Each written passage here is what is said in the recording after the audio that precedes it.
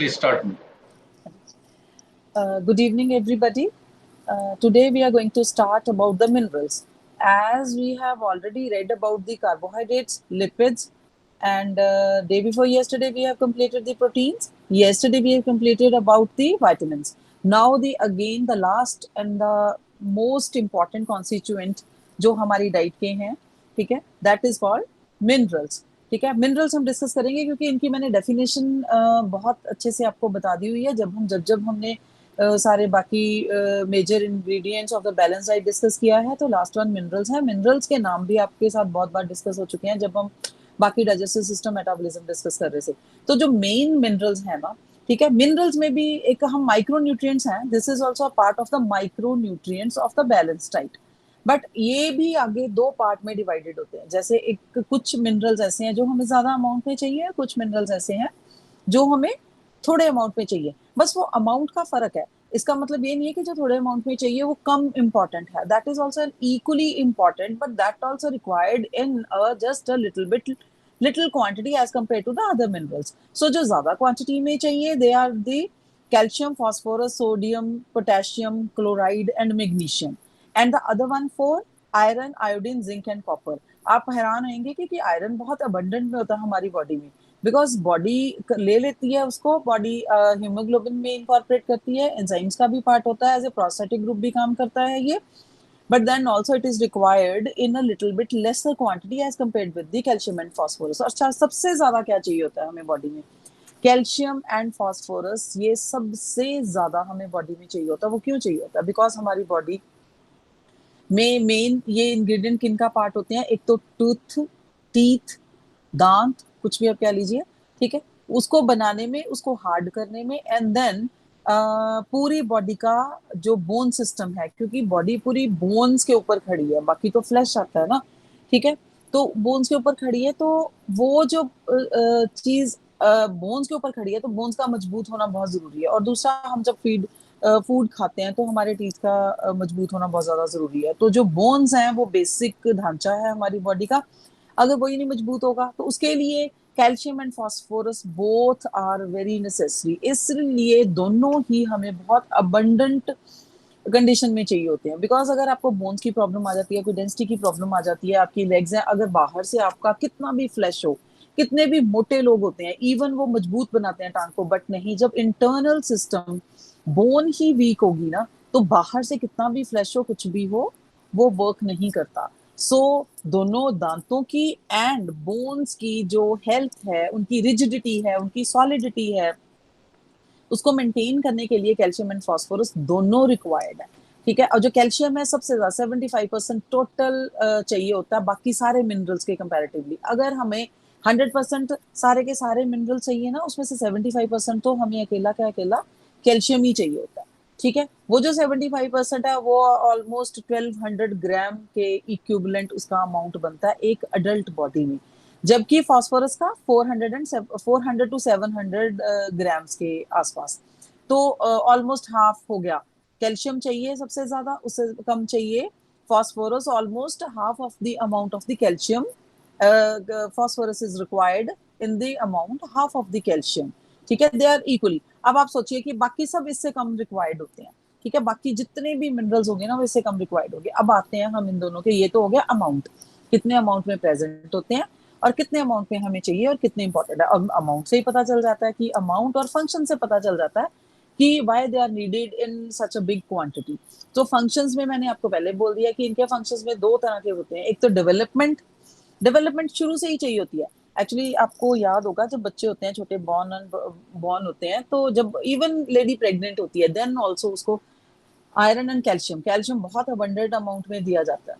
ठीक है, बिकॉज क्या होता है कि बच्चे की जो बोन्स होती है ना, वो भी बन रही होती हैं. ठीक है, वो मैन्युफैक्चरिंग में होती हैं, तो उनको उसी वक्त जब कोई चीज बन रही है तो आप उसका बेसिक कंटेंट, बेसिक मिनरल उसको प्रोवाइड करोगे, सो दैट बच्चे की ही बोन्स बहुत स्ट्रांग और बने. ठीक है, अदरवाइज क्या होता है मैं आपको बताती हूँ कि अदरवाइज अगर कैल्शियम ना लेना तो पिगमेंटेशन फीमेल के फेस पे ऑलरेडी दिखाई देनी शुरू हो जाती है, इवन इन दी प्रेगनेंसी. दूसरी बात दूसरी बात, जब हम बाहर से वो इनटेक कैल्शियम का नहीं लेती है ना, तो उसकी कमी एक तो मैंने बताया कि पिगमेंटेशन के रूप में नजर आनी शुरू हो जाती है कि लैक ऑफ कैल्शियम है। दूसरा उसकी जो फीमेल है ना उसकी बॉडी का कैल्शियम जाना शुरू हो जाता है बच्चे को, तो फीमेल की अपनी जो कैल्शियम कंटेंट है वो डिप्लीट होना शुरू हो जाता है। ठीक है, बच्चे का भी फिर उतना पूरा प्रोवाइडेड नहीं होता और फीमेल का खुद का भी। तो प्रेगनेंसी में ऐसी सारी चीजें आती हैं, सो प्रेग्नेंट फीमेल को तो चाहिए चाहिए होता है, और वो जो कैल्शियम जाके इनकॉर्पोरेट होना है, इन्फेंट की बोन्स बननी है एंड टीथ बाद में बनने हैं, लेकिन क्या है कि उसके लिए अंदर पूरा अमाउंट होना चाहिए। उसके बाद जब मदर लैक्टेटिंग होती है, जब लैक्टेटिंग मदर होती है ना, तो उसको तभी वो बच्चे को फीड कर रही होती है, और बच्चा क्या होता है कि मदर की ही फीड पे डिपेंडेंट होता है, अभी बाहर का कुछ नहीं दे रहे होते हैं। देन ऑल्सो फिर वो मदर का ही सब कुछ जा रहा होता है। Then also a female need much of calcium, much of phosphorus. ठीक है, तो ताकि वो बच्चे में जाए और बच्चे की बिल्टअप हेल्दी बोन, जो बोन की हेल्थ है वो हेल्दी हो, एंड गुड हेल्थ मेंटेन करें बॉडी, और जैसे जैसे वो ग्रो हो। लेकिन क्या होता है कि बाद में मदर का भी चलो ठीक है अगर सप्लीमेंट्स लिए, एंड देन उसके बाद क्या कहते हैं उसको, हाँ बच्चा जब चलना शुरू होता है slowly slowly, growth periods, growth days में तो इसका बहुत ही ज्यादा इंपॉर्टेंट है। तब आप देखते हो आप हमेशा कैल्शियम की बड़ी सारी प्रिपरेशंस आती हैं आजकल, वो इसीलिए बनाई गई हैं ताकि वो किसी ना किसी फॉर्म में, जैसे गमीज आती हैं, कैल्शियम गमीज आती हैं, सैंडोज आते हैं, उसको डिफरेंट डिफरेंट फ्लेवर्स में, ऑरेंज फ्लेवर है, स्ट्रॉबेरी फ्लेवर्स में आते हैं, इसीलिए बनाए जाते हैं बिकॉज उन दिनों में बच्चा किसी ना किसी तरह से उसको खा ले। फिर होम्योपैथिकल कैरिया फॉस आता है, वो भी बहुत लोग देते हैं। वो इसका मतलब यही है कि कैल्शियम हमें बहुत इंपॉर्टेंट है for the growth of the bones basically, तभी बॉडी खड़ी रहेगी, और तभी पूरी पूरी लाइफ की हेल्थ, जितनी देर भी बंदे ने जीना है, 60 70 80 साल, उतने सालों की हेल्थ है। और आई मीन ओल्ड एज तक इन चीजों का इफेक्ट नजर आता है एनी ह्यूमन बीइंग की हेल्थ की, बोन हेल्थ की ऊपर। ठीक है, एंड देन फॉस्फोरस, फॉस्फोरस और दूसरा इनका फंक्शन ये है कि regulation of the body processes. और जो मिनरल्स हैं ये वेरियस टाइप ऑफ रेगुलेशन, जैसे मेटाबॉलिज्म में एज ए एंजाइम के प्रोस्थेटिक पार्ट, या फिर एज ए को एंजाइम्स या को एंजाइम का पार्ट, इस तरह से काफी रेगुलेशन ऑफ द बॉडी, जितने भी प्रोसेसेस हैं, केमिकल रिएक्शंस हैं, उनमें भी एज ए मिनरल पार्टिसिपेट करते हैं। मेन तो इनकॉर्पोरेशन होगी bone health and teeth health, and regulation of the body processes. These two functions are associated with the calcium basically, and to the phosphorus too. And calcium and phosphorus mainly क्या होती है, bone and teeth, जो ratio होती है ना calcium and phosphorus की, वो मैंने ऑलरेडी बता दिया आपको कि 2:1 होती है। अगर 2 हमें पार्ट कैल्शियम चाहिए तो 1 पार्ट हमें फॉस्फोरस का चाहिए होता है। ठीक है, एक तो हेल्थ हो गया। अच्छा, कैल्शियम क्या करता है, ये जो बॉडी प्रोसेसेस है कौन से हमारे, कैल्शियम एक्चुअली ना सेकंड मैसेंजर भी होता है। सेकंड मैसेंजर के साथ ऐसे स्टिमुलस भी क्रिएट करता है। जैसे अब आपको एक मैं प्रोसेस बताती हूँ, जैसे आप किसी चीज को गर्म टच करते हैं तो आपका एकदम से मैसेज जाता है, और आप एकदम से हाथ हाथ को पीछे हटा लेते हैं कि चीज गर्म है। कोई भी कोई सरफेस हो, गर्म हो या ठंडा भी हो, गर्म का चलो हम एग्जांपल लेके चलते हैं। वो होता क्या है, आपका हाथ जब एक ऑर्गन है जो अभी परफॉर्म कर रहा है कोई फंक्शन, वो टच करता है गर्म, एकदम से ब्रेन को मैसेज गया, मैसेज फिर से रिटर्न वापस भी आता है कि हाथ हटा लिया जाए। ठीक है, तो वो इफेक्टर ऑर्गन जो है, जो हमारा हाथ है जिसने गर्म चीज को टच किया, तो वो एकदम से पीछे कर लेता है। ये इतनी जल्दी फ्यू स्पिरिट सेकंड्स के भी आगे स्पिरिट सेकंड्स में होता है ये प्रोसेस। वो क्यों होता है, बिकॉज हमारी जो बॉडी, इसमें ये सारे न्यूरॉन्स बॉडी के पूरी हमारी मसल्स के साथ एक जंक्शन बनाते हैं, जिसमें एक मसल है हमारी बॉडी, वो ब्रेन की सेल्स जो न्यूरॉन्स हैं पूरी बॉडी के साथ लिंक्ड होती हैं, उसके साथ एक जंक्शन बनता है। वो उस प्रोसेस को हम क्या कहते हैं, साइनैप्स। ठीक है, उस जगह पे, वहां पे क्या होता है, एक मसल और न्यूरॉन का एंड जब टकराता है, और वो जो न्यूरॉन है वो ब्रेन की सेल्स होती हैं, और सब मसल सेल्स हैं, वो टकरा के आपस में, वो जो हॉटनेस हमने टच किया है ना, वो मसल का मैसेज न्यूरॉन से एकदम से मैसेज आ जाता है ब्रेन को, ब्रेन एकदम से फिर मैसेज आ जाता है एकदम से कि हटा लिया जाए, हाथ की गर्म है।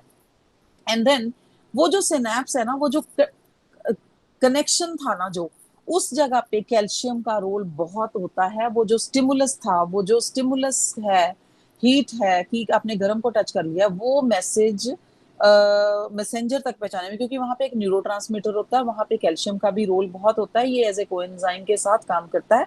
वो स्टिमुलस को ब्रेन तक पहुंचाने में इसका बहुत ज्यादा काम रोल होता है रेगुलेशन में। ठीक है, रेगुलेट करने में contraction and the relaxation of the synapse वाली जो मसल्स हैं और स्टिमुलस पास करने के लिए, ठीक है। और जब हमारी जो हार्ट की मसल्स कंट्रैक्ट एंड एक्सपैंड होती रहती है, कंट्रैक्ट एंड एक्सपैंड होती रहती हैं, उसमें भी कैल्शियम का रोल होता है। और ये conveying the messages to one nerve to the another end. अच्छा, फिर कैल्शियम जब हमारी ब्लड होता है ना, क्लॉट होता है, जैसे कोई चोट लग गई है, ब्लड ब्लीड हो ही जा रहा है, हो ही जा रहा है, हो ही जा रहा है, एंड देन क्लॉटिंग में कैल्शियम का बहुत ज्यादा रोल है, पोटेशियम का बहुत ज्यादा रोल होता है, ठीक है। एंड कैल्शियम का भी बहुत रोल होता है वहां पे। कल कैल्शियम का तो मैंने कल बता ही दिया था कि जब वाइटामिन होते हैं वहां पे, तो जो फैक्टर्स होते हैं, जो डिफरेंट फैक्टर्स होते हैं, क्लॉटिंग फैक्टर्स होते हैं, प्रोथ्रोम्बिन से थ्रोम्बिन, थ्रोम्बिन से फिर fibrin, fibrinogen and then fibrinogen से फिब्रिन बनने में, जो फिब्रिन के फाइबर्स बनते हैं वो potassium and along with the calcium के रोल से बहुत ज्यादा इफेक्टिव है, कि मतलब क्लॉटिंग में उसका रोल होता है। अदरवाइज फिर क्लॉट बन ही नहीं पाएगा, ब्लीडिंग रुक ही नहीं पाएगी, ठीक है। दैट इज ऑल्सो, फिर वो डिजीज कंडीशंस होती हैं जिसमें ब्लीडिंग रुकती नहीं है, दैट इज कॉल्ड हीमोफीलिया। फिर तो हीमोफिलिक डिजीजेस ब्लड की हो जाती हैं जिसमें क्लॉटिंग नहीं हो पाती है, ठीक है। फॉस्फोरस है, अब क्या है कि फॉस्फोरस के भी बहुत इंपॉर्टेंट फंक्शंस हैं, वही ज्यादा ये भी ये टीथ का और बोन्स का पार्ट होता है, दूसरा इसके भी रेगुलेटरी फंक्शंस होते हैं, और ये बहुत ज्यादा एक काफी सारे को एंजाइम्स का पार्ट होता है, सिंथेसिस का, ठीक है। और मेटाबॉलिज्म में भी बहुत ज्यादा रोल प्ले करते हैं। जितने भी कोएंजाइम्स हैं, वेरियस वेरियस फंक्शंस हैं, किसी पर्टिकुलर एंजाइम्स में हम यहाँ पे नाम नहीं ले रहे हैं, आपको सिर्फ ये याद रखना है कि बहुत सारे जो मेटाबॉलिक प्रोसेसेस होते हैं उसमें वेरियस स्टेप्स पे जितने कोएंजाइम्स होते हैं उसमें से कुछ कोएंजाइम्स का पार्ट फॉस्फोरस होता है, ठीक है। तो formation of certain of the genetic material की फॉर्मेशन में भी इसकी इन्वॉल्वमेंट होती है। जेनेटिक मटेरियल मतलब डीएनए से, उस प्रोसेसेस में भी ये पार्टिसिपेट करता है, ठीक है। और सबसे बड़ा बात है कि हेरिडिटरी मटेरियल के साथ ये एसोसिएटेड होता है, और पोटेशियम का बहुत ज्यादा रोल होता है पास करने में, पेरेंट से hereditary character towards the next generation में पास करने में फॉस्फोरस का रोल होता है। अगर हमें फॉस्फोरस कम हो जाएगा तो इसका मतलब कुछ ना कुछ मेल फंक्शनिंग हो जाएगी हेरिडिटरी प्रोसेसेस में, सो दैट प्रॉपर, ये तो नहीं कहूंगी कि बिल्कुल नहीं जाएंगे, बट हो सकता है प्रॉपर कुछ चले जाएं और कुछ बिल्कुल ना जाएं और कुछ प्रॉपरली ना जाएं, ठीक है। प्रॉपरली ना जाएं characters from parent to children, वो बहुत ज्यादा जरूरी होते हैं, नहीं तो अदरवाइज इनहेरिटेंस में दिक्कत आएगी, मे बी कोई कैरेक्टर ना जा पाए, तो फिर वो समटाइम डिजीज हो सकती है, समटाइम नहीं भी हो सकती, it entirely depends upon positive हुआ है कि नेगेटिव हुआ है, बट इसका कैरेक्टर इनहेरिट करने में पोटेशियम का बहुत बड़ा रोल होता है। अच्छा, अब इनके फूड सोर्सेज, आपने क्या करना है, हर एक मिनरल का सबसे पहले उसका कितना अमाउंट चाहिए, फिर उसका फंक्शन क्या है, फिर वो क्या करता है और कितने अमाउंट में, फिर उसके सोर्सेस, बस सोर्सेज में उसके खुद plant sources, animal sources, serial sources, बस ये सारी चीजें याद रखनी है। हर एक मिनरल का नाम, उसकी क्वांटिटी, ठीक है, और उसके क्वांटिटी के बाद कितनी क्वांटिटी में वो रिक्वायर्ड है, स्टैंडर्ड क्वांटिटी, कम होगा तो क्या होगा, ज्यादा होगा तो क्या होगा, वो सब भी, और फिर उसके बेसिक फंक्शंस, ठीक है, उसके बेसिक फंक्शंस की वो करता क्या है, उसके बाद फिर उसके सोर्सेस, बस ये चीजें हम सब सारी याद रखिए, और से ये सब सारा का सारा you have to really remember, ठीक है। एक लिस्ट बनाइए, टेबुलेटेड फोन बना लीजिए, सबके नाम लिखे, उसकी अमाउंट एंड ऑल याद करने का एक तरीका है, ठीक है, ये आपको याद ही करना पड़ेगा। I can make you understand little bit, ठीक है। अच्छा, दूसरा है capture of the storage of the vital energy sources from the high energy compounds. अब क्या, फास्फोरस का एक भी क्या होता है कि हमारे पास बहुत अच्छे वाइटल सोर्सेज, वाइटामिन कह लो, कार्बोहाइड्रेट्स कह लो, लिपिड्स कह लो, कुछ भी कह लो, जो वाइटल सोर्सेज हैं हमारे पास, एनर्जी सोर्सेज, एनर्जी रिसोर्सेज, उनसे एनर्जी कैप्चर करने में इसका बहुत बड़ा रोल है फास्फोरस का। वो वही है, मेटाबॉलिज्म होगा उसी में उसका रोल है। पीछे हम बात कर चुके हैं कि कोएंजाइम्स का पार्ट होता है, वही होता है ये मेटाबॉलिज्म है, एनर्जी कैप्चर करने के लिए वो मेटाबॉलिज्म होता है, उसमें कोएंजाइम्स इन्वॉल्व, वो एक ही फंक्शन है, इन्होंने दो दो पार्ट करके दिया हुआ, but that's one and the only thing, one and the same thing actually. Phosphorus helps in the energy storage और फ्यूल वाला भी, मसल कंट्रैक्शन में भी इसका रोल है, जैसे जैसे ऑलमोस्ट कैल्शियम के रोल है, तो ऑलमोस्ट फॉस्फोरस के हैं, एक या दो चीजों को छोड़ के। अब फूड सोर्सेज कैल्शियम के क्या है, अब आपको मिल्क पता है, मिल्क प्रोडक्ट्स, ठीक है, लाइक मिल्क है, कर्ड, खोआ, छेना, चीज, कॉटेज चीजेस, मोज़रेला चीज, everything, milk and milk products, ये गुड सोर्सेज हैं कैल्शियम के, ठीक है, ये मिल्क प्रोडक्ट में है। तो फूड उसमें फिश, एनिमल फूड में, सी फूड में, ठीक है, गुड सोर्स है कैल्शियम का, ठीक है। एंड देन आगे सी फूड्स में आगे क्रैब, श्रिम्प्स अगर कोई खाता है तो that can also have, otherwise milk and milk protein से पूरा हो जाता है, ठीक है। एंड उसके बाद है प्लांट सोर्सेज में क्या है, रागी, ठीक है, रागी एंड पल्सेस में बेसन हो गया, ब्लैक ग्राम हो गया, green gram, moth beans, rajma, soyabean is a good source of calcium, ठीक है। ग्रीन लीफी वेजिटेबल्स भी हैं, फेनुग्रीक सीड्स हैं, मस्टर्ड सीड्स हैं, they are also a good source of calcium. अब आलमंड ऑयल, नट्स, जिंजले, ठीक है, ये सब आगे, कोकोनट ऑयल, वॉलनट्स, ये सब गुड सोर्स हैं कैल्शियम के, ठीक है। अब इनकी एब्जॉर्प्शन का भी है, ये किसमें एब्जॉर्ब होता है, ये almost upper part of the intestine में एब्जॉर्ब होता है, और अगर ज्यादा हो जाए तो एक्सक्रीट हो जाता है यूरिन में, ठीक है। एंड बॉडी हमारी हमेशा रैपिड ग्रोथ में रहती है, इन्फेंसी और चाइल्डहुड में, लैक्टेशन के time I already explain to you, वहां पे उस टाइम हमें बहुत ज्यादा कैल्शियम चाहिए होता है, ठीक है। अदरवाइज ऑल्सो, और जो वाइटामिन कैल्शियम है, जो वाइटामिन डी है, और प्रोटीन्स होते हैं और कार्बोहाइड्रेट जो भी होते हैं ना और डाइट के, वो भी कैल्शियम की एब्जॉर्प्शन में, अगर आप कैल्शियम खा रहे हो and if you are not taking good amount of protein और विटामिन डी खासकर, ठीक है, along with the carbohydrates little bit, तो कैल्शियम एब्जॉर्ब नहीं हो पाता। You have to have the calcium but along with vitamin D and little bit of the protein and the carbohydrates too, only then the calcium will be absorbed and will perform the important function and could be integrated into the bones and the teeth. So then also at that time then only you can maintain your bone health and the teeth health. लेकिन अब एक और बात है, मैंने पहले भी आपको कार्बोहाइड्रेट्स पढ़ाते पढ़ाते बीच में मिनरल्स आए थे, तब भी आपको बताया था, बट ये दोनों बहुत इंपॉर्टेंट है। लेकिन आपको एक बात देखनी पड़ेगी कि कैल्शियम एंड फास्फोरस एक दूसरे को कॉन्ट्राडिक्टरी है। अगर तो फास्फोरस ज्यादा हो गया तो वो कैल्शियम को एब्जॉर्ब नहीं होने देगा, अगर कैल्शियम ज्यादा हो जाएगा तो वो आयरन को, सॉरी, फास्फोरस ज्यादा हो जाएगा तो कैल्शियम को एब्जॉर्ब नहीं होने देगा, और कैल्शियम ज्यादा हो जाएगा तो फास्फोरस को एब्जॉर्ब नहीं होने देगा। और दूसरा ये भी होता है कि अगर कैल्शियम ज्यादा हो जाए तो वो आयरन को एब्जॉर्ब नहीं होने देगा, और आयरन ज्यादा हो जाए तो कैल्शियम को एब्जॉर्ब नहीं होने देता। तो इन चीजों का ख्याल रखना पड़ता है, आपको डाइट इस हिसाब से लेनी पड़ती है, और आपको टाइमिंग इस हिसाब से रखनी पड़ती है कि आप दोनों को अलग अलग लें, एक एब्जॉर्ब होता है तो दूसरा लें, मॉर्निंग में लिया तो इवनिंग में लें, इस तरह से डाइट को डिवाइड करें। These are called the inhibitors only. आपको कई बार ऐसे भी दिक्कत आती है कि ग्रीन लीफी वेजिटेबल्स होती हैं जिसमें आयरन भी होता है, कैल्शियम भी होता है, और साथ में आप पोटेशियम भी होता है, और साथ में आप मिल्क ले रहे हो जिसमें और भी ज्यादा कैल्शियम हो गया है, ग्रीन लीफी वेजिटेबल पालक खा रहे हो उसमें आयरन बहुत है। तो ये सारी चीजें कॉन्ट्राडिक्टरी हो जाती हैं, ये एक दूसरे को ही एब्जॉर्ब नहीं करने देती, वो फिर किसी काम का नहीं होता, neither the calcium nor the potassium nor आपका आयरन, ये सब मेयर वेस्टेज हो जाता है, ठीक है।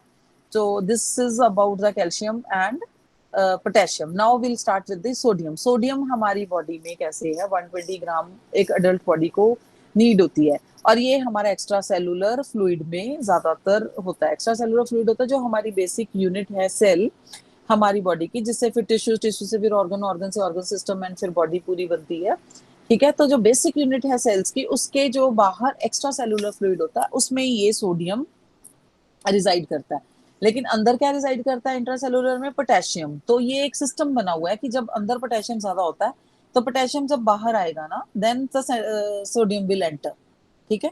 तो ये एक सिस्टम है, जब बॉडी का कुछ ऐसा सिस्टम, अदरवाइज इनका पूरा अमाउंट अंदर एंड बाहर पूरा बैलेंस्ड रहता है, ठीक है। बट जब समटाइम्स कुछ ऐसी कंडीशंस आती हैं, कुछ भी हो, कुछ भी किसी भी तरह की कंडीशंस आती हैं बॉडी पे, ठीक है, या पानी की कमी हो जाती है, या ज्यादा हो जाता है, या कोई स्ट्रेस कंडीशन आती है, कोई डिजीज कंडीशन आती है, फिजियोलॉजिकल चेंजेस आती हैं, टेम्परेचर चेंजेस आती हैं, सीजनल, कुछ भी किसी भी तरह की चेंजेस आती हैं, तो इनका ये थोड़ा सा होम्योस्टेसिस होता है जो कैल्शियम एंड पोटेशियम को, वो थोड़ा चेंज हो जाता है, ताकि अगर अंदर कुछ ज्यादा हो गया पोटेशियम तो वो बैलेंस करना है सोडियम ने, तो पोटेशियम बाहर जाएगा, सोडियम अंदर आना शुरू हो जाता है, ठीक है। एंड जैसे ही सोडियम अंदर आता है तो पोटेशियम बाहर जाता है। ये इनकी रेगुलेशन का एक प्रोसेस है, ठीक है। तो इस कारण ये सब अपना मेंटेन्ड रखते हैं फ्लूइड बैलेंस। इनका मेन जो फंक्शन है वो फ्लूइड का बैलेंस, क्योंकि जैसे ही फ्लूइड अंदर जाएगा और वो बाहर आएगा तो उसके साथ पोटेशियम बाहर आएगा। तो दैट मीन सेल के अंदर आपका फ्लूइड एक बैलेंस होना चाहिए। जैसे मैंने वाटर बैलेंस की बात की थी, क्योंकि फालतू में अगर अंदर वाटर जाएगा तो सेल्स बर्स्ट हो जाएंगी, और अगर फालतू में ही बाहर वाटर कंटेंट आना शुरू हो जाएगा तो सेल श्रिंक हो जाएगी। सो उसमें कौन रोल प्ले करते हैं? Extra cellular intra cellular fluid balance करने के लिए सोडियम रोल प्ले करता है अलॉन्ग विद द पोटेशियम। ठीक है, सोडियम एंड पोटेशियम मेंटेन करते हैं फ्लूइड बैलेंस को इनसाइड द सेल, इंट्रासेलुलर कहते हैं उसको, outside the cell extra cellular कहते हैं उसको। ठीक है, अच्छा अब ये फिर और भी एक चीज है कि ये एल्कलिनिटी एंड एसिडिटी को बहुत रोल प्ले करते हैं। अब जैसे सोडियम है, sodium binds with the chloride and हम daily sodium chloride in the form of the salt लेते हैं। बट जो सोडियम है दैट वो क्या करता है, एल्कलिनिटी को पार्टिसिपेट करता है, मतलब एल्कलिनिटी बढ़ाता है। बट क्लोराइड क्या करता है, क्लोराइड एसिडिटी को बढ़ाता है। तो जो एसिडिक कंडीशंस आ रही होती हैं बिकॉज ऑफ दिस क्लोरीन, तो सोडियम जाके वहां बाइंड करके वो, क्योंकि वो एल्कलिनिटी बढ़ाता है तो बैलेंस हो जाता है। तो जो बॉडी फ्लूइड है उसमें ना एसिडिटी होती है ना एल्कलिनिटी होती है, तो उसका ऑलमोस्ट न्यूट्रल कर देता है पीएच। ठीक है, सोडियम बाइंड करके क्लोरीन के साथ। तो अगर सोडियम एल्कलिनिटी ज्यादा हो रही होती है तो क्लोरीन का भी डिफरेंट हो गया ना, क्लोरीन एसिडिक होता है तो क्लोरीन बाइंड करेगा सोडियम के साथ एंड देन वो थोड़ा सा जो एसिड का जो पीएच है बॉडी फ्लूइड्स का, वो एसिडिक भी नहीं होगा, एल्कलिन भी होगा, पीएच जो है वो मेंटेन रह जाएगा, ऑलमोस्ट नियर टू न्यूट्रल हो जाएगा। और adding the passage of the messages. अच्छा, अब जी जो मैंने आपको पहले अभी जो सिनेप्सिस वाला बताया था, सिनेप्स वाला जो मैसेज जाता है स्टिमुलस की फॉर्म में ब्रेन को, या नर्व से एक नर्व से दूसरी नर्व को, या एक बॉडी मसल से नर्व्स के थ्रू मैसेज आता है ब्रेन को, उसमें भी इसका सोडियम का बहुत बड़ा रोल प्ले करता है ये। This is also for conduction, क्योंकि पता क्या है, एक सेल्स होती हैं, उसके बाहर सारा पॉजिटिव, अंदर भी सारा नेगेटिव। अब जब भी कोई फ्लूइड वो आता है मैसेज, या कोई पोटेंशियल आता है, कोई स्टिमुलस आता है, तो जो उसकी पोलराइज्ड कंडीशन होती है वो डीपोलराइज्ड हो जाती है, फिर रीपोलराइज्ड हो जाती है। ऐसे स्टिमुलस से उसका पॉजिटिव नेगेटिव मेम्ब्रेन के बाहर चेंज हो जाता है। बट आपको ज्यादा डिटेल में जाने की जरूरत नहीं है because you don't have that in your syllabus. ठीक है, एंड फिर कंट्रैक्शन ऑफ मसल्स में भी इसका रोल है। अच्छा, regulating the passage of the cell, वो तो मैंने आपको बता दिया पहले, पोटेशियम के साथ मिलके सेल के अंदर फुल फ्लूइड बैलेंस एंड बाकी सब सब्सटेंसेस जिनकी कंसंट्रेशन मैटर करती है एक्स्ट्रा सेलुलर में और इंट्रा सेलुलर में, ये सब मैटर करते हैं, को बैलेंस करता है सोडियम। अब सोडियम का हमारा फॉर्म क्या है, हम लेते कैसे हैं इसको, सोडियम क्लोराइड की फॉर्म में, और एक टेबल स्पून जो होता है उसमें हमारे पास 2000 मिलीग्राम ऑफ द सोडियम होता है। और अदरवाइज सोडियम के सोर्सेज कौन से हैं, मिल्क में भी है, एग वाइट में भी है, मीट में है, पोल्ट्री, फिश, ठीक है, एंड पल्सेस में भी होता है ये, green leafy vegetable, spinach, fenugreek seeds में भी इसका अच्छा अबंडेंट अमाउंट में पाया जाता है ये। और जब ये डाइजेस्ट हो जाता है तो वेरियस बॉडी फंक्शंस करता है, और एक्सेस जो है हमारा sodium above the body needs वो लॉस हो जाता है यूरिन में, क्योंकि आपको पता है मिनरल्स एंड जो विटामिन्स हैं they are not stored in our body. ठीक है, अगर बहुत ज्यादा भी हो जाएगा ना तो उसमें भी ये बॉडी हमारी अगर जब डायरिया हो जाता है तो हमारी बॉडी से बहुत ज्यादा सोडियम निकल जाता है। इसीलिए तो हम ये कहते हैं कि यूरिन में निकलता है ना, जब लूज मोशंस लगते हैं तो यूरिन एंड फेसेस में बहुत ज्यादा, क्योंकि लूज हो जाता है स्टूल हमारा, तो उसमें बहुत ज्यादा निकल जाता है। तो उसमें क्या करते हैं हम, थोड़ा सा नमक, बिल्कुल हमारी बॉडी के सिस्टम के साथ का जैसा जैसा उसका लिक्विड सिस्टम होता है ना, आंसू जैसा टेस्ट होता है जैसे, इतना डाल के then we try to have it, ताकि सोडियम का बैलेंस मेंटेन रहे हमारी बॉडी में। Now we are coming to potassium. अच्छा, मैंने अभी ये बताया, तो पोटेशियम के फंक्शंस ऑलमोस्ट सोडियम के साथ है because they work hand in hand, और दोनों का एक वन सिंगल पॉजिटिव चार्ज होता है, और दोनों ही इलेक्ट्रोपॉजिटिव एलिमेंट्स हैं। तो ये भी सारा fluid extra cellular intra cellular में है। तो आप बिल्कुल याद रखिए, सोडियम जैसे कैल्शियम एंड फास्फोरस के उसमें थोड़ा अमाउंट में फर्क है, और सोडियम का पोटेशियम के साथ होता है लिंक। इसके दोनों के फंक्शंस बहुत सिमिलर हैं, regulation of the balance of the intra cellular extra cellular and alkalinity acidity वाला रोल ऑफ मसल एक्टिविटी, इसमें रोल है। इसी तरह से ये भी एक्सक्रीशन में भी, ये भी अगर ज्यादा हो तो यूरिन एंड फेसिस में निकल जाता है। ठीक है, अच्छा उसके बाद आता है क्लोराइड। क्लोराइड के थोड़े से फंक्शंस हमारे सोडियम जैसे हैं। 100 ग्राम ऑफ क्लोराइड जो होता है वो हमारे एक्स्ट्रा सेलुलर फ्लूइड में पाया जाता है, क्योंकि हम इसको किसके साथ लेते हैं, सोडियम क्लोराइड के साथ लेते हैं। और ब्लड प्लाज्मा का ये बहुत इंपॉर्टेंट कॉन्स्टिट्यूएंट है। And chloride is present in extra cellular fluid as a sodium chloride, as I already told you. And cell के अंदर कैसे होता है, क्योंकि सेल के अंदर मैंने बताया पोटेशियम होता है, बाहर क्या होता है, सोडियम होता है, और सोडियम भी सिंगल पॉजिटिव है, सिंगल पॉजिटिव इलेक्ट्रोपॉजिटिव कंपाउंड है, एलिमेंट है। और जब जो सेल है, सेल के अंदर जो है वो सिंगल इलेक्ट्रोपॉजिटिव एलिमेंट है पोटेशियम, वो सेल के अंदर होता है, सोडियम पोटेशियम सोडियम बाहर होता है सेल के। तो जो क्लोरीन है वो सिंगल इलेक्ट्रोनेगेटिव होता है, तो वो सोडियम के साथ भी बॉन्ड बना सकता है और पोटेशियम के साथ भी बॉन्ड बना सकता है। जब ये क्लोरीन है वो जो सोडियम के साथ बॉन्ड बनाता है तो वो ऑलमोस्ट एक्स्ट्रा सेलुलर फ्लूइड में होता है, और जो पोटेशियम के साथ बनाता है तो वो इंट्रा सेलुलर फ्लूइड में होता है। ठीक है, और क्लोराइड रेडिली अब्सॉर्ब हो जाता है upper part of the intestine में, और एक्सेस ऑफ द जो क्लोराइड होता है ना, और अगर सोडियम के साथ हो तो एक्सक्रीट होता है, हो जाता है यूरिन में, या फिर स्वेटिंग जब होती है तब भी नमक, नमक कहते हैं ना, पसीने के साथ नमक निकल जाता है, तो इस तरह से वो निकल जाता है। Now we are coming to, अब आप याद रखिए कैल्शियम एंड फास्फोरस के फंक्शंस ऑलमोस्ट सेम है, ऑलमोस्ट सेम है। पोटेशियम एंड सोडियम के सेम है, ये ज्यादातर सेम है। क्लोरीन है वो पोटेशियम के साथ मिलके काम करता है और सोडियम के साथ मिलके काम करता है। ठीक है, 5 तो ये हो गए। इस तरह से आप याद रखिए कॉम्बिनेशंस को। Now we are coming to magnesium. Magnesium क्या होता है, वो 2 पॉजिटिव होता है, इसका भी इलेक्ट्रोपॉजिटिव है, इसके भी काफी सारे फंक्शंस उसी के साथ मिलते हैं सोडियम के साथ ज्यादा। ठीक है, बट इसका अमाउंट है वो 20 से 25 ग्राम चाहिए होता है हमें, और 60 से 70% मैग्नीशियम है जो वो बोन्स के कॉम्बिनेशन में यूज होता है, किसके साथ, कैल्शियम एंड फास्फोरस के साथ।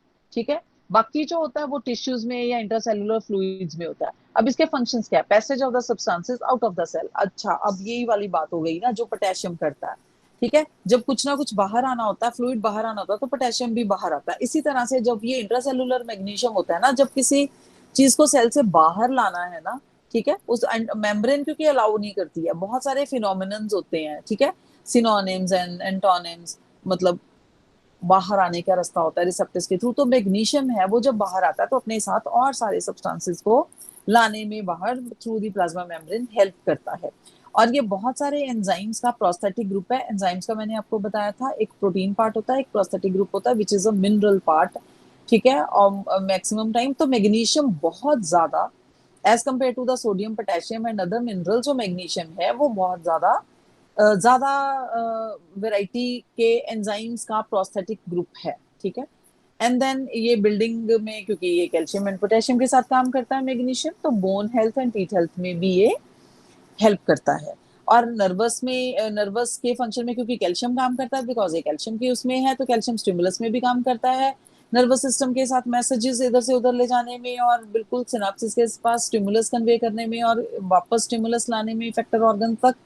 तो हमारा मैग्नीशियम भी काम करता है, बिकॉज वो सोडियम की तरह काम करता है, तो इसके काफी सारे फंक्शंस हमारे सोडियम की तरह सिमिलर हैं, जो फंक्शन नर्वस सिस्टम का था मैसेजेस डिलीवर करने वाला।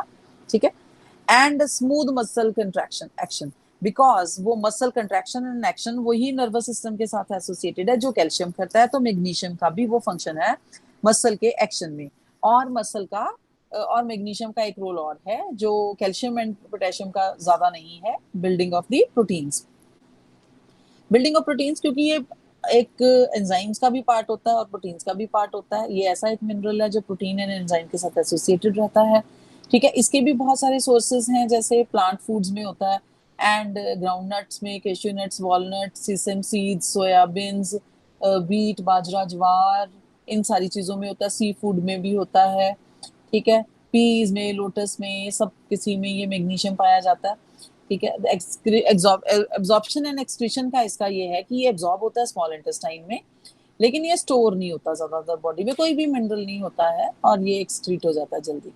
ठीक है, और अब हम मिनरल्स की, ये सारे मिनरल्स तो मैंने वो डिस्कस किए हैं जो ज्यादा अमाउंट में चाहिए। अब now will discuss the those minerals which are required in smaller amount as compared to these minerals which we have discussed just earlier. Now we are coming to iron. Iron का हमारा function बिल्कुल clear है, because I have explained it so many times. मैंने जब भी metabolism का आपका explain किया, मैंने हमेशा ही hemoglobin का एक example लिया है। हीमोग्लोबिन का एग्जाम्पल प्रोटीन के टाइम भी लिया था, क्योंकि इसका एक पार्ट प्रोटीन होता है और अनदर पार्ट में आयरन एसोसिएटेड होता है एज ए प्रोस्थेटिक ग्रुप उस प्रोटीन का। ठीक है, तो आयरन जो हमारी बॉडी में 3 to 5 ग्राम चाहिए होता है, और बहुत ज्यादा प्रेजेंट भी होता है, जैसे 12, हाँ ठीक है, एंड आयरन जो है हमारी बॉडी में कहाँ होता है, वो हमेशा, मैंने अभी बताया, हीमोग्लोबिन में होता है। और दूसरा उसके फंक्शंस पे आ जाते हैं। सबसे पहले इसका फंक्शन है ऑक्सीजन ट्रांसपोर्ट। ऑक्सीजन कैसे ट्रांसपोर्ट करता है? ग्लोबिन प्लस हीमोग्लोबिन हो गया, हीम साथ में लगा हुआ है, तो वो एक आरबीसीज में ये वाला प्रोटीन होता है, उसका नाम होता है हीमोग्लोबिन, जो रेड कलर देता है। और उसका हीमोग्लोबिन का मेन फंक्शन जो है वो है रेस्पिरेशन में। रेस्पिरेशन में क्या है कि जब हीमोग्लोबिन होता है, गुड अमाउंट ऑफ हीमोग्लोबिन आपका अच्छी रेस्पिरेशन करता है, अदरवाइज आपको सांस की दिक्कत और शॉर्ट ब्रेथनेस लेस होनी शुरू होती है, जिसको हम कहते हैं कि वीकनेस हो गई है, फटीग है, एक्चुअली वो हीमोग्लोबिन की कमी होती है।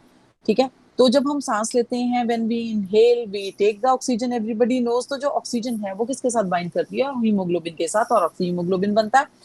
Then it will go to the heart and other tissues में, सब में जाके, ये ब्लड में जाके, क्योंकि ब्लड का ही पार्ट है हीमोग्लोबिन, ऑक्सी हीमोग्लोबिन है, सारे टिश्यूज को मिलती है ऑक्सीजन। एंड देन वहां से फिर जब ऑक्सीजन यूटिलाइज हो जाती है तो कार्बन डाइऑक्साइड में कन्वर्ट हो जाती है।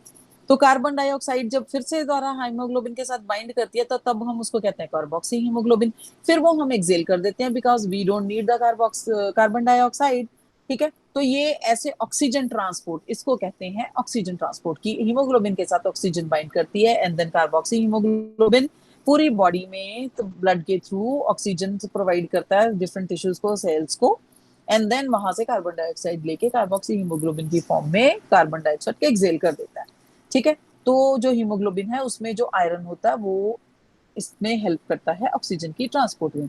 और दूसरा, provision of the oxygen to the muscle contraction. अच्छा, अब एक और बात आती है, ये ऑक्सीजन किसको, मायोग्लोबिन की भी तरह होती है, क्योंकि जब हम कई बार एक्सरसाइज आप करते हो, ठीक है, जब एक स्ट्रेनस एक्सरसाइज करते हो ना, तो आपके मसल्स में ना क्रैम्प्स आ जाते हैं। वो क्रैम्प्स किस लिए आते हैं? बिकॉज वहां पे एनारोबिक रेस्पिरेशन होनी शुरू हो जाती है। एनारोबिक रेस्पिरेशन होती है विदाउट दी ऑक्सीजन। ठीक है, एरोबिक होती है in the presence of oxygen, और without, in the absence of the oxygen जो रेस्पिरेशन होती है वो, उसको कहते हैं एनारोबिक रेस्पिरेशन। क्योंकि आप नॉर्मल जो आप ब्रीथ करते हो उसमें जितनी नॉर्मल ऑक्सीजन चाहिए होती है, बट जब आप स्ट्रेनस एक्सरसाइज करते हो, आप सांस जल्दी जल्दी जल्दी जल्दी लेते हो और आप स्ट्रेनस एक्सरसाइज कर रहे हो, तो आपकी बॉडी एग्जॉस्ट हो रही होती है, and then you need oxygen in a much abundant amount. तो उतनी ऑक्सीजन आ नहीं पाती, सांस के थ्रू तो आ रही होती है, लेकिन मसल्स तक उतनी पहुंच नहीं पा रही होती है, जिससे क्या है कि वहां पे जो एक मायोग्लोबिन होता है ना, ये भी एक प्रोटीन है, ठीक है, ये एक स्टोर करता है ऑक्सीजन को। दस ऑक्सीजन जो है वो जो मसल में स्टोर ऑक्सीजन होती है तब वो काम करती है, बट सम टाइम्स वो ऑक्सीजन इतनी ज्यादा अबंडेंट नहीं होती, तब आपके ना मसल क्रैम्प्स होते हैं। मसल क्रैम्प्स किस लिए आते हैं? क्योंकि लैक्टिक एसिड फॉर्मेशन हो जाती है, जो कि हमेशा बाय प्रोडक्ट है किसका? एनारोबिक रेस्पिरेशन का। एनारोबिक रेस्पिरेशन होती है in the absence of oxygen. और in the absence of oxygen कब होती है हमें एनारोबिक रेस्पिरेशन? मसल्स में, जब हम स्ट्रेनस एक्सरसाइज करते हैं तब हमें अबंडेंट अमाउंट में ऑक्सीजन चाहिए होती है, बट उतनी ऑक्सीजन हम पहुंचा नहीं पा रहे होते हैं।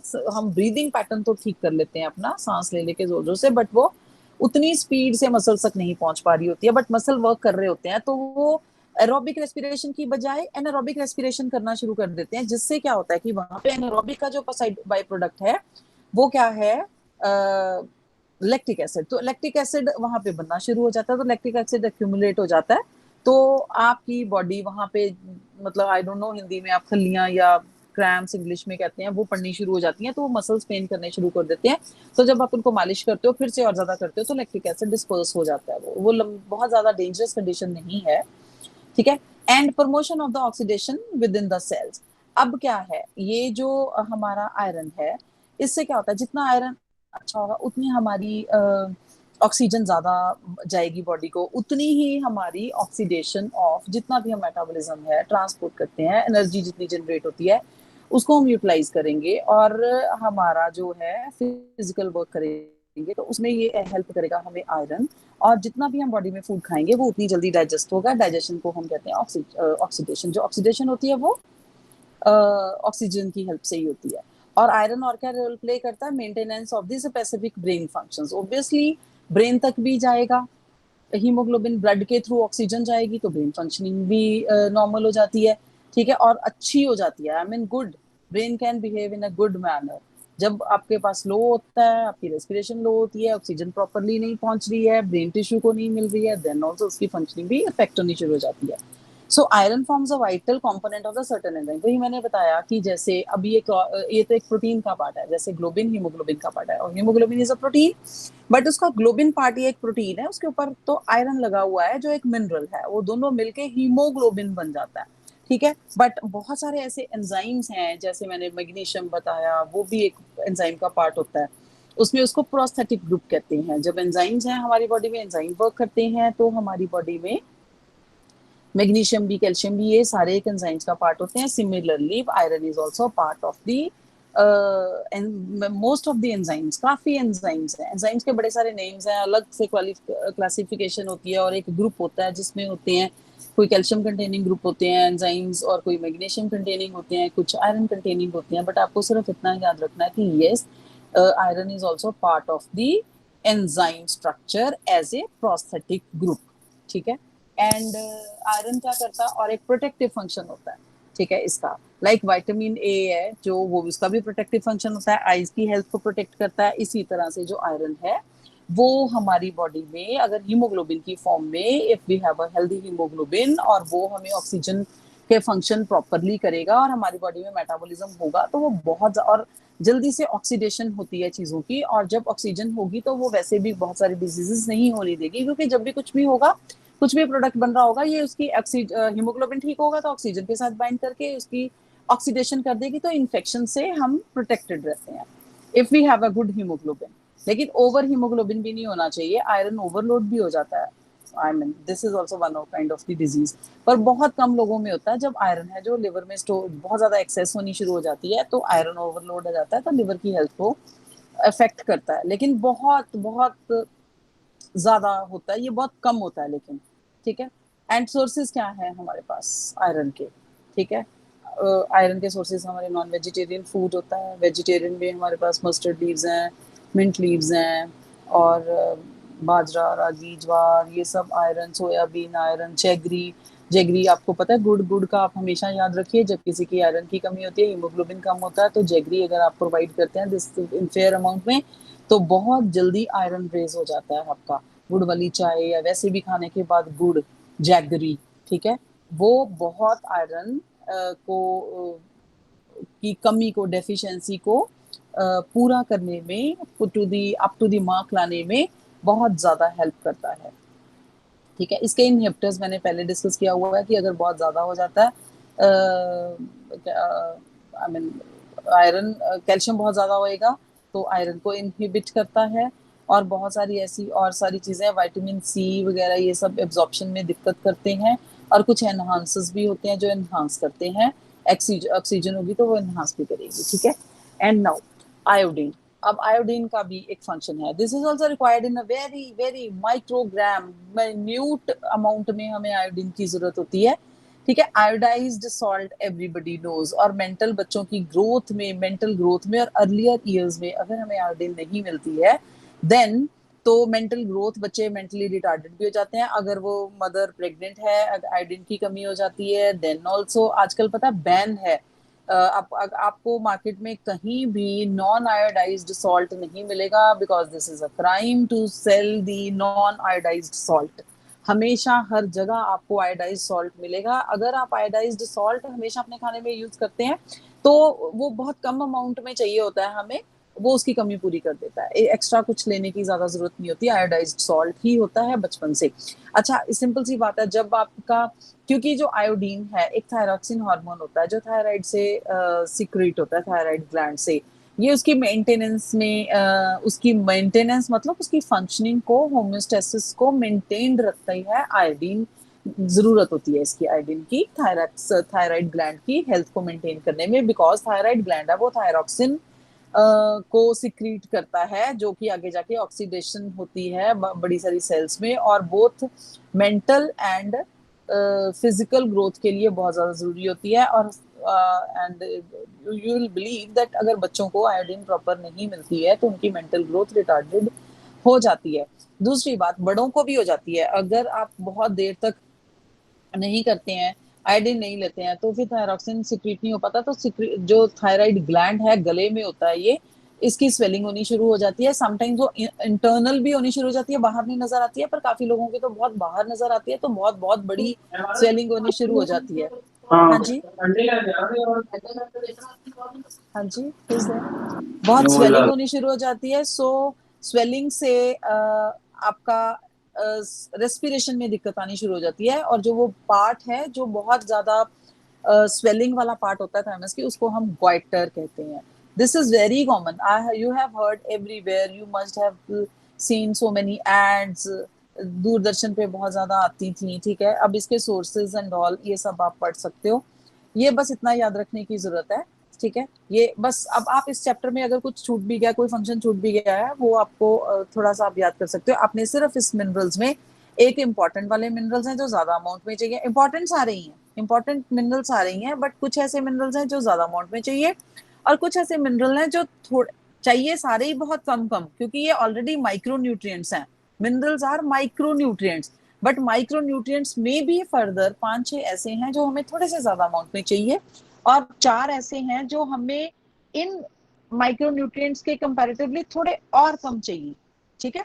इनको आप याद कीजिए बस, और उनके फंक्शन याद कीजिए, ठीक है। और फंक्शन, सोर्सेज, और अगर कम हो जाए तब उनकी डिजीजेस, बस ये चीजें मेन आप याद रखिए, इससे ज्यादा याद करने की जरूरत नहीं है। This is very important.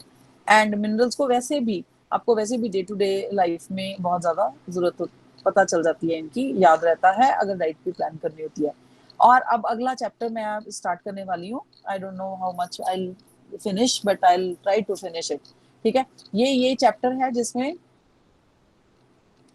इसमें है planning a balance diet, because ये इसी के बाद 6वां चैप्टर है। 5 चैप्टर हमने किए, पहले हमने एक हेल्थ और न्यूट्रिशन के बारे में पढ़ा, then we have discussed all the balanced diet components, carbohydrate से लिपिड से लेके प्रोटीन से लेके vitamins, and now we have discussed minerals, और वाटर की इंपॉर्टेंस भी हमने पढ़ी है कि फूड में क्या है, ठीक है। अब सब हमने पढ़ लिया, अब नाउ वी आर नोन कि कौन सी चीज कितनी क्वांटिटी में हमें चाहिए। सो अब हम बहुत अच्छे से प्लान कर सकते हैं बैलेंस डाइट, सारा कुछ पता होने के बावजूद, सबके फंक्शंस पता होने के बावजूद, और कितनी कितनी कितनी अमाउंट में कौन सी चीज चाहिए वो हमें पता है।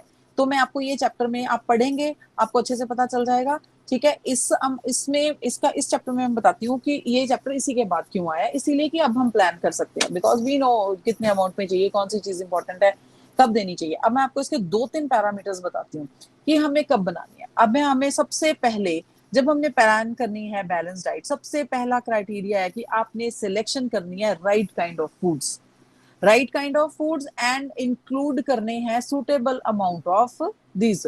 सबसे पहले हमने सिलेक्ट करना है राइट काइंड ऑफ फूड, दूसरा हमारा है कि उस राइट काइंड फूड का कितना कितना अमाउंट। अब 2 चीजें जब हम अपने माइंड में लेके चलेंगे तो फिर हम देखेंगे कि राइट काइंड ऑफ फूड कौन सा हो गया, ठीक है। अब right kind of food select करने के लिए भी आपको किस पे जाना पड़ेगा, एक तो आपको देखना पड़ेगा कि मेल है फीमेल है, बिकॉज मेल एंड फीमेल्स की थोड़ी थोड़ी क्वांटिटीज, रिक्वायरमेंट ऑफ क्वांटिटीज में थोड़ा सा फर्क होता है, ठीक है। बिकॉज फीमेल्स के hormone system, and whether the female is lactating, whether the female is pregnant, या वो ग्रोथ में है, या मेंस्ट्रुअल स्टेटस है उसका, या फिर अब वो ओल्ड हो रही है, या मेनोपॉजल स्टेट पे है, ठीक है। बड़ी सारी स्टेजेस होती हैं। मेल्स की भी देखनी पड़ती है कि वो छोटा है, बच्चा बड़ा है, थोड़ा और है। मेल्स में थोड़ा सा डाइट का, ऑब्वियसली उनका फिजिकल वर्क ज्यादा होता है, बट ये चीजें लैक्टेटिंग, प्रेगनेंसी, मीनोपॉजल और मेंस्ट्रुएशन, ये सारी चीजें नहीं होती, और हार्मोन्स थोड़े से बैलेंस्ड होते हैं। फीमेल्स में थोड़ा सा हार्मोन्स थोड़े से क्रिटिकली बिहेव करते हैं, ठीक है। तो इसीलिए थोड़ी सी इरिटेबिलिटी एंड ऑल, तो फीमेल्स की डाइट का थोड़ा ज्यादा ख्याल रखना चाहिए, बिकॉज इनकी फिजिकल वर्क भी है, ठीक है। मेल का कंपैरेटिवली फिजिकल वर्क उतना नहीं है। मतलब ये चीजें प्रैक्टिकली एक्चुअली आपके माइंड में होनी चाहिए कि सबसे पहले आपको मेल है फीमेल है, फिर उसकी एज फैक्टर है क्या है, फिर उसकी डिजीज फैक्टर भी आता है। If somebody is suffering from some disease, कोई किसी को नहीं है, किसी को ऑलरेडी किसी चीज की कमी है, तो इतने सारे फैक्टर्स, आपका एक क्वेश्चनर होना चाहिए आपके पास। वो जब आप फिल करते हो कि मेल है, एज है, कोई और प्रॉब्लम तो नहीं है, ग्रोथ है, प्रेगनेंसी है, लैक्टेटिंग है, कितनी एज में है, मतलब उसकी ये सारी चीजों को रेख के, इसी तरह से मेल के लिए भी करना है एक पूरा क्वेश्चनर, सारा कुछ नोट करके ओनली देन आप प्लान करेंगे, ठीक है। और फिर आपको आगे आना है, फिर बैलेंस फूड पे आना है। जब आप डिसाइड कर लेंगे कोई एक पर्टिकुलर माइंड में रख के कि यस ये बंदा बंदा है या फीमेल है या मेल है, इसकी इतनी एज है, बच्चा है, ग्रोथ भी चाहिए, पढ़ भी रहा है, उसकी एक्टिविटी लेवल, उसकी जॉब का प्रोफाइल, सब कुछ आपको माइंड में रख के बेसिकली उसको फिर आपको प्रोवाइड करवाना उसका डाइट चार्ट, ठीक है। तो उसका डाइट चार्ट कह लो या डाइट की प्लानिंग कह लो, वट, ठीक है। फिर उसके बाद आप फूड ग्रुप्स पे आएंगे। फूड ग्रुप्स पे आके आप देखेंगे कि फिर आपको सोर्स देखना पड़ेगा कि किस सोर्स से लेना है और कहाँ कहाँ से लेना है, ठीक है। और फिर जो सोर्स है उसका फिजियोलॉजिकल फंक्शन सारा कुछ आपको देख के फिर करना पड़ेगा। फिर अब आप आएंगे क्लासिफिकेशन ऑफ फूड की, ठीक है। अब एक पुराना क्लासिफिकेशन ऑफ फूड था जिसमें ना ऑलमोस्ट 13 काइंड ऑफ फूड्स थे। अब वो ज्यादा माना नहीं जाता ग्रुप्स में, मतलब क्लासिफिकेशन बहुत लंबी हो गई थी, बेस्ड ऑन सोर्स के ऊपर बेस्ड थी कि लाइक अगर तो सीरियल्स हैं या पल्सेस हैं या ग्रीन लीफी वेजिटेबल्स हैं, रूट वेजिटेबल्स हैं, अदर वेजिटेबल्स हैं, या फ्रूट है, या मिल्क तो मिल्क प्रोडक्ट्स हैं, या शुगर है शुगर के प्रोडक्ट्स हैं, या फिर एग्स हैं, या फ्लैश है एनिमल्स का, स्पाइसेस हैं, मतलब इस तरह से क्लासिफिकेशन की हुई थी। सो वो बहुत कंफ्यूजन थी एक्चुअली, क्योंकि अगर हम फिर वो ग्रुप्स लेते हैं वो ऑलमोस्ट 13 ग्रुप्स बन जाते हैं। That classification was confusing. वो कंफ्यूजिंग इसके बेसिस पे थी, सपोज आप पल्सेस भी दे रहे हो, नट्स भी दे रहे हो, एक मिल्क प्रोडक्ट भी डाल दिया, इन तीनों में प्रोटीन का अमाउंट बहुत ज्यादा हो गया, ठीक है। प्रोटीन का अमाउंट ज्यादा हो गया क्योंकि आपकी बुक में ना एक टेबल दिया हुआ है, उस टेबल को अगर आप ध्यान से देखेंगे ना तो उसमें आपको मिल जाएगा कि आपको ये वाली क्लासिफिकेशन जो थी ना वो वर्क नहीं कर पा रही थी, क्योंकि अगर आपको उस ग्रुप में से भी थोड़ा सा लेना है, हर ग्रुप में से आपको चीजें देनी है, तो समटाइम्स क्या है कि प्रोटीन का अमाउंट बहुत ज्यादा हो रहा था, समटाइम्स क्या है कि रफेज ज्यादा हो रही है, या फिर रफेज बहुत कम हो रही है, या कार्बोहाइड्रेट ज्यादा हो रहे हैं, या फिर मिल्क प्रोडक्ट ज्यादा रख दिया, या उसमें शुगर ज्यादा डाल दी, मतलब इस तरह से कार्बोहाइड्रेट एंड लिपिड्स एंड कुछ भी बैलेंस नहीं हो रहा था। वो कैलोरी कैलकुलेट करने में ये जो 13 ग्रुप वाली क्लासिफिकेशन थी ये इतनी वर्क नहीं कर पाई, ठीक है। तो इन्होंने तो फिर एक नया सिस्टम क्लासिफिकेशन का एक एग्जिस्टेंस में आया, जिसमें हमने सिर्फ सारी तरह के फूड्स को सिर्फ 3 टाइप्स ऑफ फूड्स में कन्वर्ट किया, ठीक है। सो सबसे पहले है एनर्जी गिविंग फूड्स, फिर आ गया बॉडी बिल्डिंग फूड्स, फिर थर्ड आ गया प्रोटेक्टिंग एंड रेगुलेटरी फूड्स। अब आप अगर इसको ध्यान से आपने जितना भी पढ़ा है अब तक, आप जितना भी समझे है ना, इन 3 टाइप के फूड्स में आप क्या क्या रखेंगे? एनर्जी गिविंग फूड्स में क्या आ जाएंगे? आपके कार्बोहाइड्रेट्स एंड लिपिड्स आ जाएंगे, ठीक है। एंड उसके बाद बॉडी बिल्डिंग वाले कौन से आ जाएंगे? मोस्ट ऑफ दी प्रोटीन्स, ठीक है। थर्ड में कौन से आगे? प्रोटेक्टिव एंड रेगुलेटरी वाले में मिनरल्स एंड वाइटामिन्स, ठीक है। ये 3 तरह के जो ग्रुप्स हैं उसमें 3 तरह मतलब सारी तरह के फूड्स इनमें आ गए। तो हमें जब अब किसी की बैलेंस डाइट करनी है ना, तो अब हम उसी में जाएंगे, ठीक है, कि हमने एनर्जी गिविंग, हमें चाहिए कि इसका फिजिकल वर्क इतना, इसको ग्रोथ चाहिए और इसको एनर्जी लेवल ज्यादा चाहिए, तो हम एनर्जी गिविंग कैटेगरी के फूड को लेके ही बैलेंस्ड फूड प्लान करेंगे। देन विल गिव टू, फिर हम आएंगे कि एनर्जी गिविंग फूड्स में भी आगे फर्दर कैटेगरीज है। नंबर 1 कैटेगरी है कि कार्बोहाइड्रेट रिच फूड है, जिसमें ए ग्रुप आता है, और कार्बोहाइड्रेट रिच फूड्स में बी ग्रुप आता है। ए ग्रुप में क्या है, मतलब एनर्जी गिविंग फूड भी आगे 3 कैटेगरीज हैं। जो फर्स्ट कैटेगरी है carbohydrate rich food A, carbohydrate food B and fat rich foods, ठीक है। अब कार्बोहाइड्रेट्स जो 2 तरह के फूड्स ए और बी कैटेगरी आगे बना दी है ना, तो ए में क्या है? सीरियल्स, रूट्स एंड ट्यूबर्स, ये आते हैं। और बी में कौन से है? जो मीठी वाली चीजें हैं, ठीक है, शुगर एंड जैगरी। आप इतना याद रखिए, ए ग्रुप में वो वाले कार्बोहाइड्रेट जो मीठे नहीं लगते हैं पर कार्बोहाइड्रेट अबंडेंट है, और जो कार्बोहाइड्रेट बी ग्रुप है वो जो मीठे वाले कार्बोहाइड्रेट होते हैं, शुगर हो गया, जैगरी हो गई, जितनी भी मिठास वाली चीजें हैं वो सारा कार्बोहाइड्रेट्स होते हैं ना।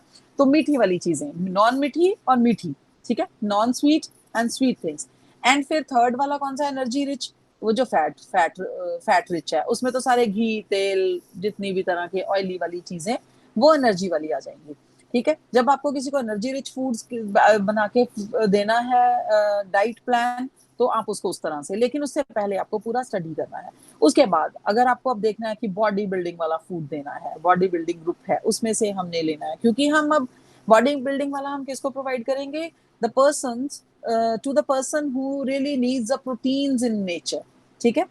प्रोटीनेशियस नेचर फूड उसको चाहिए। प्रोटीन्स की कमी है या प्रोटीन्स वैसे चाहिए उसको, बॉडी बिल्डिंग के लिए चाहिए उसको, या एनर्जी चाहिए, या वो ग्रोथ के लिए चाहिए, वो अभी इन्फेंट है या उसके ऊपर है। तो हम ऐसी चीजों को, मतलब जो एडोलेसेंस भी होते हैं उनको भी ग्रोथ चाहिए होती है, या बहुत एक्सरसाइज करते हैं, फिजिकल वर्क है, कोई स्पोर्ट्स का पर्सन है, that also needs a protein, क्योंकि वियर टियर बहुत ज्यादा होती है, या कोई डिजीज हुई थी प्रोटीन्स के मतलब डिजीज हुई थी तो प्रोटीन्स बहुत ज्यादा चाहिए क्योंकि वियर टियर हो गई है। ठीक है, अगर लैक्टेटिंग मदर है उसको भी प्रोटीन्स चाहिए। अच्छा, अब अगर डिलीवरी के बाद है वियर टियर हो जाती है, then also she needs a proteins.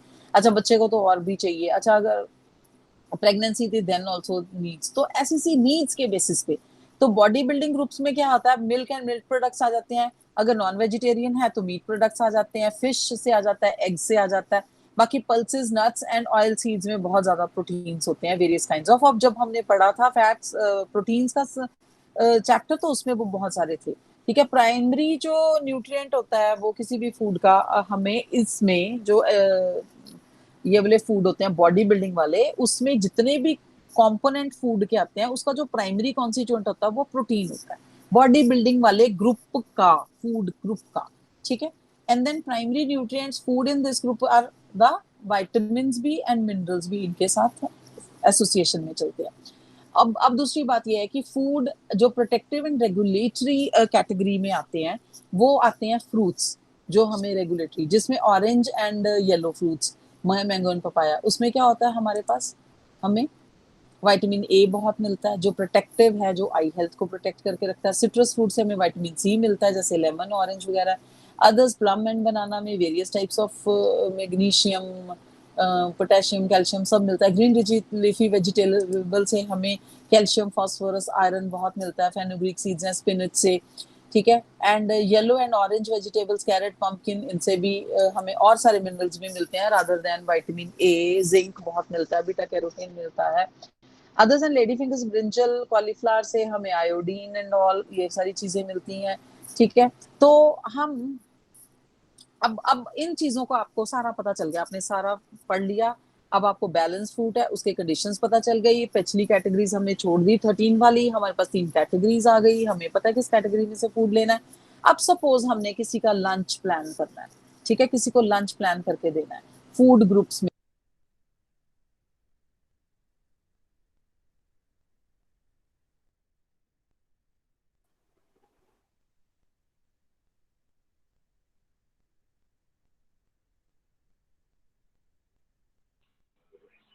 बोल क्यों नहीं रही?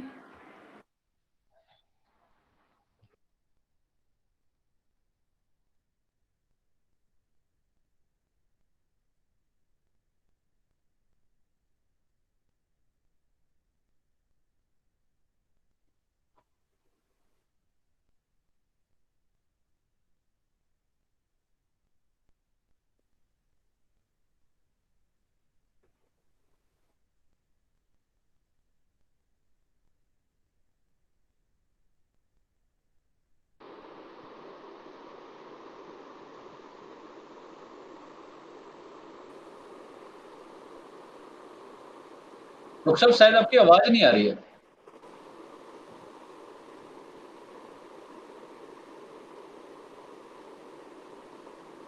डॉक्टर साहब आपकी आवाज नहीं आ रही है। मैम आपकी आवाज नहीं आ रही।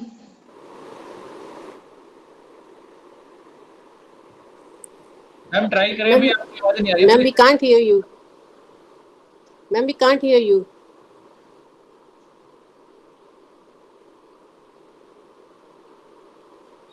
मैम आवाज नहीं आ रही, we can't hear you. मैं बात करूँ।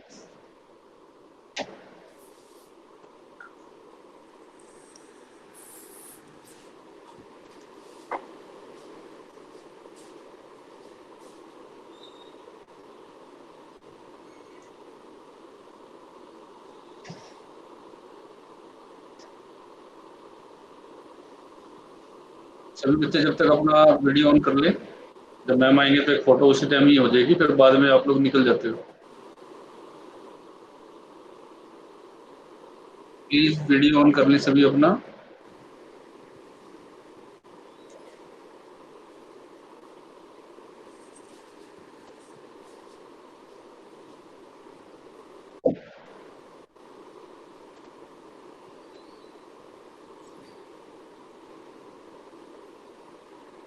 मैम आपकी ऑडियो नहीं आ रही है अभी, प्लीज चेक, आपकी ऑडियो नहीं आ रही। हाँ जी, हाँ अब ठीक ओके है। नाउ, हाँ जी मुझे सर, पहले इसीलिए पता नहीं क्यों कट क्यों गया, आई डोंट नो। मैंने इसलिए काटा था मैम, आपकी ऑडियो बंद हो गई थी। ओके ओके सर, आपको इंडिकेट हो जाएगा। हाँ जी ठीक है, थोड़ा सा रह गया, मैंने कहा ये कंप्लीट कर दूं सो दैट।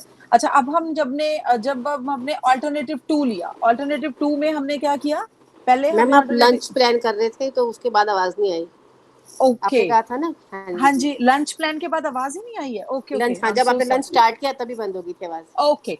अच्छा, फिर मैं फिर कहती हूँ, अगर हम अब लंच प्लान करने लगे हैं, ठीक है, लंच में क्या है कि हम ज्यादा एनर्जी फूड दे सकते हैं।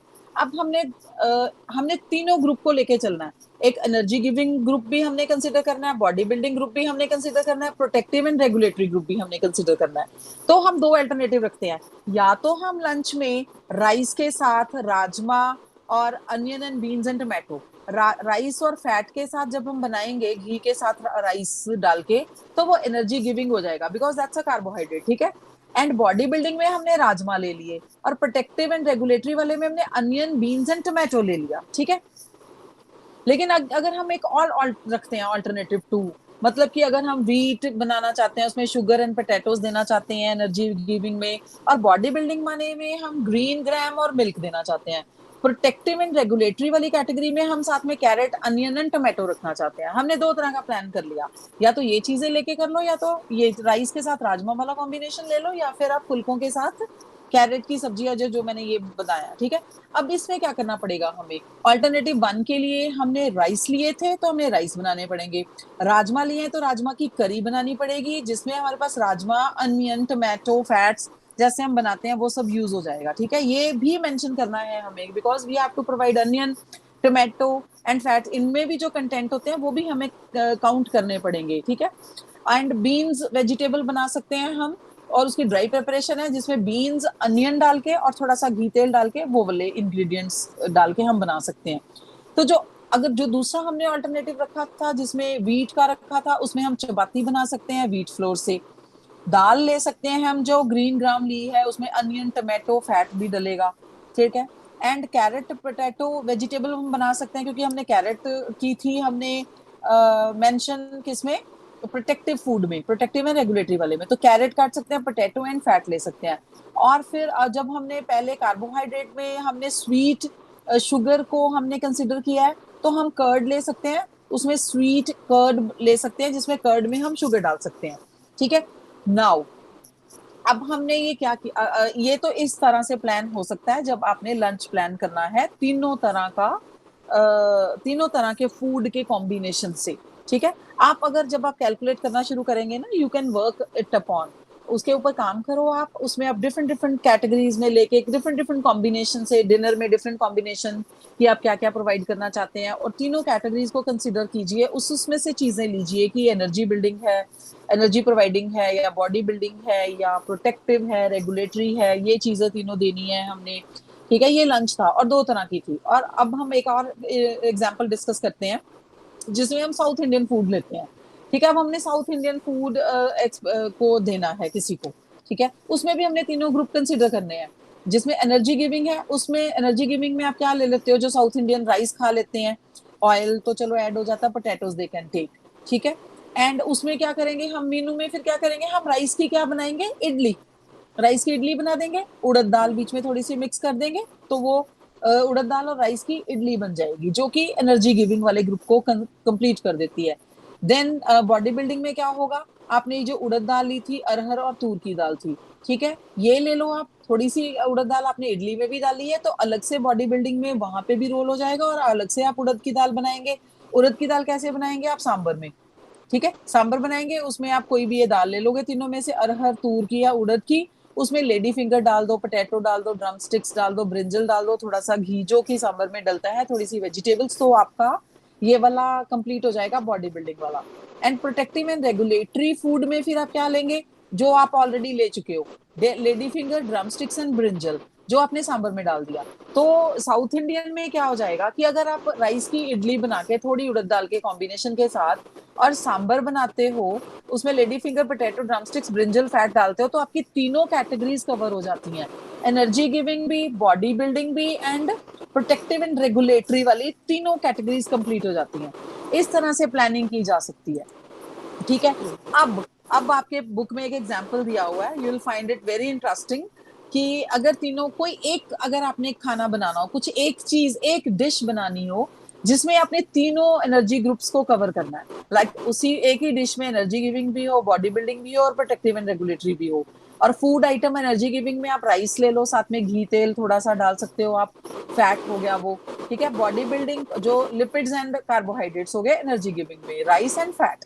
तो बॉडी बिल्डिंग में क्या हो जाएगा, बॉडी बिल्डिंग में हमने एक दाल ले ली, ग्रीन ग्राम दाल ले ली, ठीक है। प्रोटेक्टिव में हमने क्या किया, प्रोटेक्टिव एंड रेगुलेटरी ग्रुप में से हमने क्या क्या ले लिया, स्पिनच ले ली, अनियन ले लिए, टोमेटो ले लिए। अब आप क्या कीजिए, अनियन टोमेटो का तड़का लगाइए, बीच में थोड़ी स्पिनच डालिए, दाल डालिए, थोड़ा सा घी में तड़का लगाया आपने, ऊपर से राइस डालिए एंड 2-4 सीटियां कुकर में लगवाइए and then you will have a khichdi which will be delicious, salt and अपनी उससे डालिए, which will be a single dish covering your whole energy giving, body building and protective. And अगर आप इस, it entirely depends upon the dal and the fat content के ऊपर mention करता है कि आप हैवी दाल ना डालिए, पीली दाल, दली हुई दाल डालिए, so that you can give it to the even diseased person.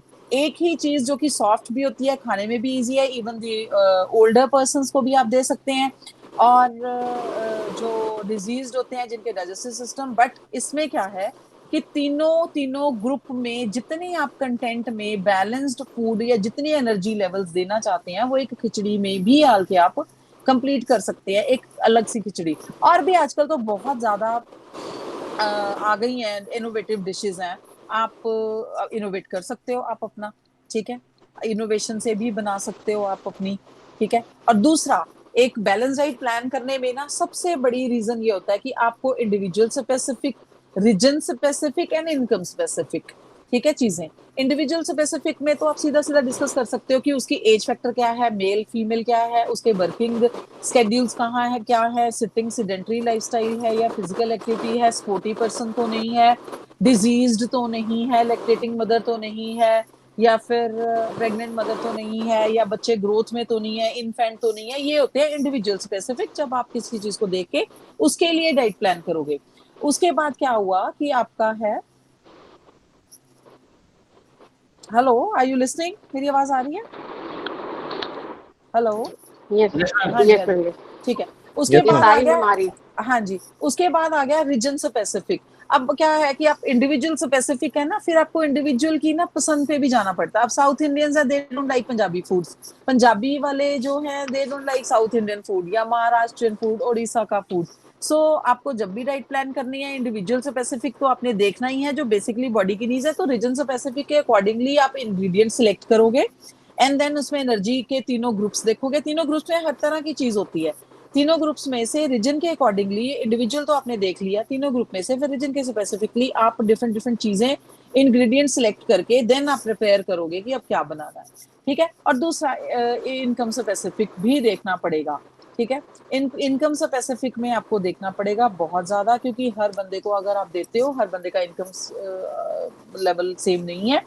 अगर आप किसी को बादाम खाने की सलाह दोगे तो एक थोड़ा सा जो लो इनकम है, आप उसको मूंगफली या और ऐसी चीजें जो बादाम में होती हैं वो और कहाँ कहाँ अवेलेबल है वो देने की कोशिश आप करोगे, ठीक है। जैसे अब आप किसी को पनीर दोगे तो थोड़ा सा इनकम लो वाला है, देन आप उसको सोयाबीन चंक्स या सोया की जो वो बड़ियां आती हैं, what ever you call balls, ठीक है, वो दोगे आप ताकि वो कंपनसेट हो जाए। आपने ये ख्याल रखना है कि उसमें इंग्रेडिएंट कौन सा है, कौन सा प्रोटीन है जो एक महंगे फूड में भी होता है और एक सस्ते फूड में भी होता है।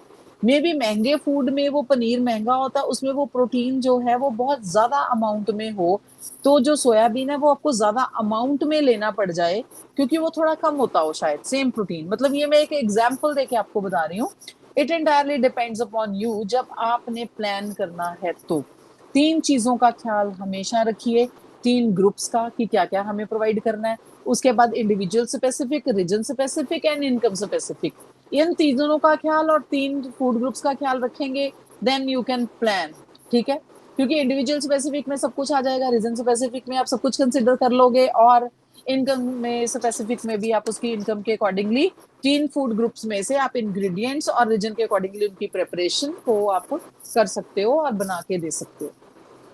ठीक है, आई होप मैंने आज मिनरल्स एंड ये प्लानिंग, फूड प्लानिंग वाला, एक डाइट प्लानिंग वाला एक चैप्टर कंप्लीट करने की कोशिश किया। I have completed 2। I don't know whether you might have understood. ठीक है जी, सो समझ आ गया। हाँ जी, थोड़ा सा आप पढ़ेंगे, चैप्टर्स के गो थ्रू जाइए, आपको सब कुछ आपके चैप्टर्स में मिलेगा। मैं चैप्टर का सिलेबस देख के ही उसके अकॉर्डिंगली ही चलने की कोशिश करती हूँ। ठीक है, तो आप पढ़ेंगे तो आपको समझ आ जाएगी, ऐसा कुछ भी नहीं है। ठीक है, वो पहले मैंने बताया, तो एकदम से ऐसे फटाफट 1 घंटे में क्या 2-2 चैप्टर जब हम कंप्लीट कर देते हैं तो आपको गो थ्रू होना पड़ेगा। So it's done from my side for today. Tomorrow I will discuss एक और चैप्टर, एक DNHE1 का एक और चैप्टर लूंगी मैं, एक और टॉपिक है, मतलब एक और क्लास लेनी है मुझे, तो उसमें आई विल सी कि मैं कौन से चैप्टर सम अप करके कोशिश करती हूँ आपको मैक्सिमम करवाने की। ठीक है जी, okay, thank you so much. Thank you ma'am, thank you ma'am. हाँ जी, okay Thank you, sir, ma'am. Thank Thank you, you. Okay.